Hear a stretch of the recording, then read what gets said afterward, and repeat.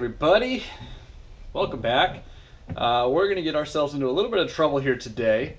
It's a Saturday, and it's rainy, and I'm doing beer chores. I already got my out-of-the-home chores done, and so I'm home for the day. So what better way to waste the rest of a Saturday afternoon than to do a triple Barleywine side-by-side review.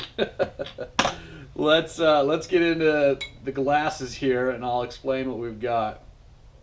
We have in the bottle here on the left, it's big ass barrel aged barley wine, Bab. This is the Dean's List very first barrel aged beer, so we decided to just go hog wild. This barley wine is a collab with Mr. Wally Feck, and if you're receiving this, then you must have done something right because it's a very limited production run. Typical grist with orange blossom honey, Magnum, Citra, Amarillo, and Columbus for hops. Yeast is Imperial's flagship oak barrel. Previously contained maple syrup and rye whiskey. Enjoy from Mike Dean and the Dean's List. So that's his beer, crystal clear. There's just a condensation on the glass here. I'm trying not to spill.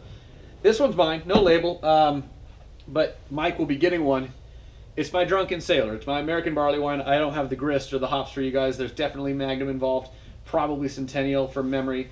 12.3% ABV. This one is brewed in September of 2019. So what, we got like a year and a half almost of age on it since the brew date. Let's see if we do that right. September, yep, almost a year and a half. And then the one with all the bubbles on the glass, might be a dirty glass on my side, is Barely a Barley Wine by Tap Out Brewing, Gary Fortin, in Naples, Florida. 10.4% ABV, 97 IBUs, was adjusted with dark brown sugar in the boil to provide a molasses backbone. Another first run recipe from Tap Out Brewing. Enjoy responsibly. So I think this is Gary's first barley wine ever. Let's start with Gary's and see what we got. His is pretty clear, a little chill haze, bubbles sticking to the glass. It's probably me and my dirty glassware. His is the lightest in color.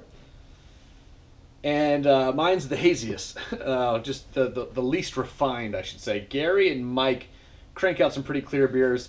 I can when I try, but I didn't do anything fancy with mine. I just brewed it, and that was it. No filtering, no gelatin. But Gary's is crystal clear, looks good, lighter in color. Toasted bread, caramel notes. Trying to see if I pick up on any of that brown sugar. It's there a little bit. Yeah, I mean, you get a touch of molasses on there. Gary's and mine are non-barrel aged. Mike's is the only barrel aged. Mine is getting more of a dark caramel and kind of like a candied aroma off this. Some sort of a candied dark fruit. And we'll move on to Mike. Ooh, ooh. Maple, big time. And did he say maple? Maple. Yeah, maple syrup and rye whiskey. Yeah, so, wow. Okay, maple, big time. I had forgotten you said maple, but it came back to me. I'm not a pancake or a waffle guy, so I don't have maple syrup all the time, so it took me a second. But maple and brown sugar, those two I think probably go hand in hand more often than I can think of. So let's start with the lighter, what I'm perceiving as being the lighter beer. It's definitely the lowest in ABV. Let's get on Gary's. Cheers. Yeah, it's heavy end of medium body, really sweet. I think it's probably that brown sugar messing with me, and that's coming off really sweet. I think that's that sweet molasses brown sugar thing. Okay, so that one's Gary's. I'll try to give a quick little summary of mine. I'm biased. This one's probably on the fuller body side, lower end of not like a big chewy full body, but it's definitely a full-bodied beer. This one has a lot of, and I just know because I brewed it and it's been sitting around for a while, has a lot of matured malt flavorings. Mouthfeel is on the sticky side of sweet, and the bubbles are on the lower side. My carbonation's on the lower side. Perhaps some of that has died off with age here in the bottle, whereas Gary's carbonation was a little bit higher end. Both are great. Both serve different purposes. Not detracting from Gary's at all. Mine, with the lower carbonation now, adds to that a little bit more of a perceived like extra sweetness. The carbonation doesn't break it up on your palate. Starting to get some alcohol heat. I can't tell if it's from one or the other, but mine's definitely got a lot more of a matured, aged malt flavor, a deep caramel notes, dark fruit, dates, raisin thing going on there. Just definitely aged and feels bigger. I think the alcohol heat might be coming off of mine. All right, number 3, Mr. Dean. Let's get into it, man. Crystal clear. You and Gary. Yours, Gary, is on.